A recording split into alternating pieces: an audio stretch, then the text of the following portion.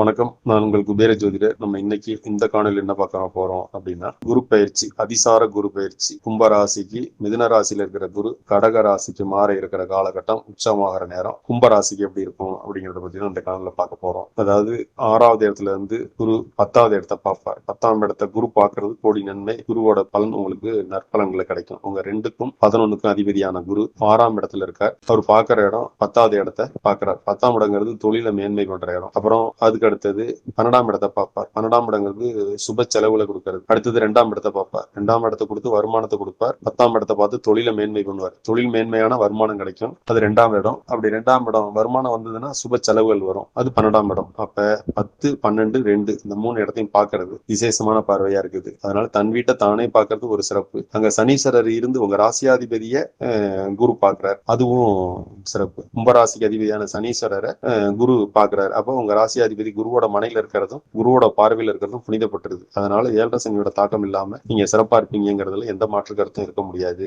அப்படிங்கிறது தான். அப்புறம் 10ஆம் இடத்தை குரு பார்க்கறதுனால இனிமே தொழில் மேன்மையாகும் அப்படிங்கிறது தான். 12ஆம் இடத்தை குரு பார்க்கறதுனால சுப செலவுகள், வர்ற வருமானம் சுப செலவுகளா மாறும் அப்படிங்கிறது தான். அதனால இந்த அதிசார குரு பயிற்சி ராசிக்கு 6ல போயிடுச்சுன்னு நினைக்காம அவரு 2ஆம் இடத்துக்கு 5ஆம் இடத்துல இருக்காருன்னு இருக்கிறதும் உண்மை. அதனால தன் வீட்டுக்கு அவர் 5ல இருக்கார் அப்படிங்கிறதும் சிறப்பு அப்படின்னு அதை எடுத்துக்கணும். இதுக்கு நீங்க வருணலிங்கத்தை வழிபாடு பண்ணி உங்க பொருளாதாரத்தை உயர்த்திக்கலாம், தொழில மேன்மை பண்ணிக்கலாம், இன்னும் சிறப்பா வாழலாம். எல்லா விதமான உங்களுக்கு வெற்றியும் கிடைக்கும். 7ரை சனி பொங்கு சனியா உங்களுக்கு மாறிக்குங்கிறதுல எந்த மாற்று கருத்தும் இருக்க முடியாது. இது ஒரு பொற்காலம். திருக்கொள்ளிக்காடு போய் பொங்கு சனீஸ்வரர் வழிபாடு பண்ணும்போது இது பொங்கு சனியா உங்களுக்கு மாறிக்கும். இந்த காலம் உங்களுக்கு சிறப்பா இருக்கணும்னு மனசார வாழ்த்துறேன், வணங்குறேன், விரும்புறேன். நன்றி, வணக்கம்.